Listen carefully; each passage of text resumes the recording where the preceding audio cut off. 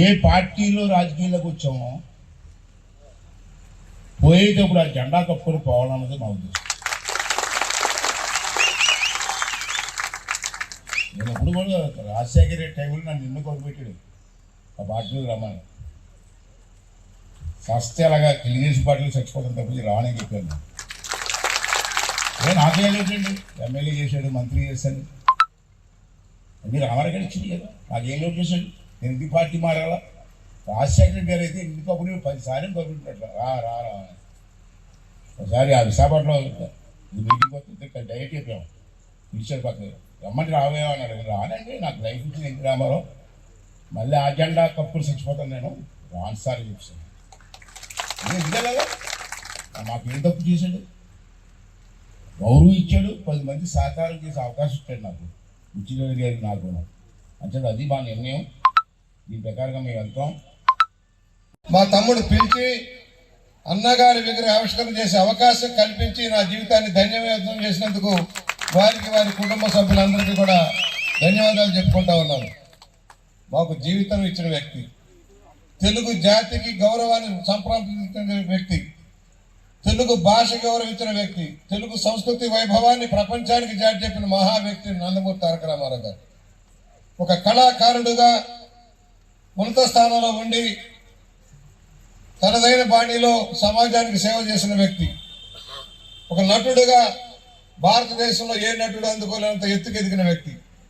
ఈ రోజున కొత్త తరానికి తెలియకపోవచ్చు, ఆనాటి తరం ఆనాడు చిత్రాలు సాంఘిక ప్రయోజనం ఆశించి ఏ విధంగా చలచిత్రాలు నిర్మించారో ఇప్పుడే సోదరులు అయ్యన్న గారు చెప్పారు. వరకట్నం, ఆ రోజున వరకట్నం కట్నం ఇస్తే కానీ పెళ్లి కాని పరిస్థితి.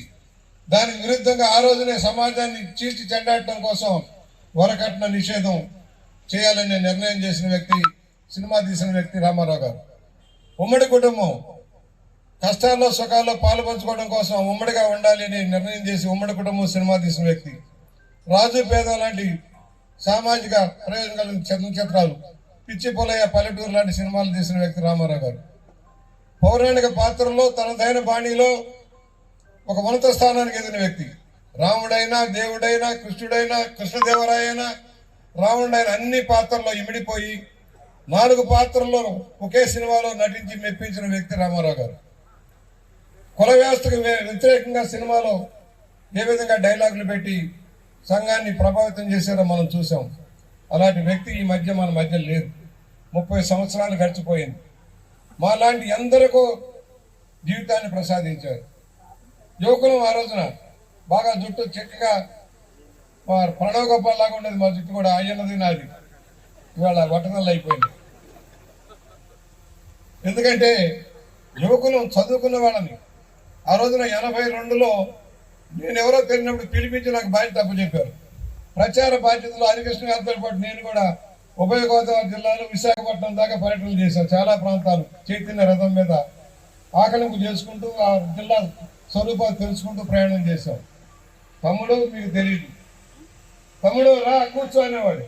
ఆత్మీయంగా గప్ప మీద చచ్చేవాడు, వీటి మీద చచ్చేవాడు, కూర్చోవాడు. అయ్యన్నా నేనంటే మరీ ప్రేమ ఆయన.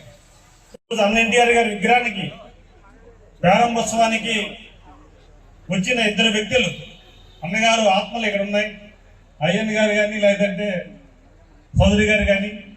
ఎందుకంటే వారితో నడిచి వారి పార్టీ పెట్టిన నుంచి వారితో నడిచిన క్షణాలు అన్ని గుర్తు చేసుకుంటే ఇప్పుడే వారి ఫోటోలు తిలకించినప్పుడు అనిపిస్తుంది నేను నిజంగా చాలా అదృష్టవంతుడిని. ఎందుకంటే మేము 83లో ప్రజా పార్టీ గారు ఇచ్చిన కాన్ఫరెన్స్లో పోటీ చేసినప్పుడు నాకు బాగా గుర్తుకొస్తున్నాయి కొన్ని విషయాలు. అప్పుడు రోడ్లు లేవు మా గ్రామానికి.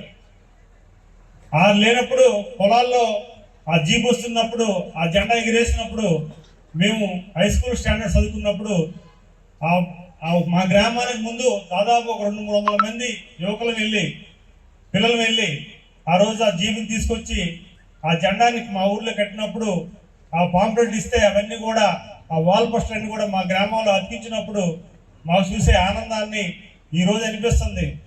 బహుశా ఈరోజు మెంబర్ ఆఫ్ పార్లమెంట్గా మనకి అవకాశం వచ్చిందంటే బహుశా ఆ రోజు తెలుగుదేశం పార్టీ లేకపోతే, అన్న ఎన్టీఆర్ గారు లేకపోతే ఈరోజు నా పరిస్థితి ఏంటనేది, నాలాంటి వ్యక్తులు ఎంతోమంది బీసీ నేతలు సామాన్య కార్యకర్తలు, సామాన్యులు, రైతు బిడ్డలని ఈరోజు ఏమి పరిస్థితి అనేది ఒకసారి నెంబరేసుకుని తెలుస్తుంది. ఆ రోజు చూసాం, వాల్ పోస్టులు అంటించాం, జెండాలు కట్టాం. చిన్నప్పటి నుంచే తెలుగుదేశం పార్టీ అంటే ప్రాణంగా చూసుకున్నాం. అందుకే ఈరోజు ఆ మహానీయుడు ఎన్టీఆర్ గారు పెట్టిన పార్టీలో గౌరవనీయులు చంద్రబాబు నాయుడు గారు అవ్వచ్చు, యువనాయకుడు నారా లోకేష్ గారు అవ్వచ్చు, నాలాంటి వ్యక్తికి, ఒక బీసీ వ్యక్తికి, ఒక సామాన్య వ్యక్తికి, ఈరోజు ఒక రైతు బిడ్డకి ఈరోజు అవకాశం కల్పించింది అంటే ఆ తెలుగుదేశం పార్టీ ఘనతే. అన్న ఎన్టీఆర్ గారు పెట్టిన పార్టీ అనేది మరోసారి తెలియజేసుకుంటూ ఈరోజు అయ్యన్న పాత్ర గారి కోసం మాట చెప్పాలి. ఆ రోజు మేము ట్రైనింగ్ ప్రోగ్రాంలో, ఉత్తరాంధ్ర ట్రైనింగ్ ప్రోగ్రాంలో నేను డైరెక్టర్గా ఉండేటప్పుడు మీ శిక్షణ ఇచ్చినప్పుడు వారు మంత్రిగా ఉంటే ఒక రోజంతా ఆ ట్రైనింగ్ సెక్షన్లో కూర్చొని ఒక క్రమశిక్షణ గల నాయకుడిగా, కార్యకర్తగా, ఒక వ్యక్తిగా వారు ట్రైనింగ్ తీసుకున్నప్పుడు అనిపించింది, నిజంగా ఇలాంటి వ్యక్తులకి ట్రైనింగ్ ఇచ్చే అవకాశం కానీ, లేకపోతే సామాన్య వ్యక్తులకి ఈరోజు ట్రైనింగ్ ఇచ్చే అవకాశం కానీ ఒక అవకాశం కల్పించిన ఆ రోజు చంద్రబాబు నాయుడు గారికి మనస్ఫూర్తిగా కృతజ్ఞతలు తెలియజేసుకున్నాం. చరిత్ర సృష్టించినోడు ఇప్పుడు ఆ చరిత్రని తిరగరాయబోతున్నాడు.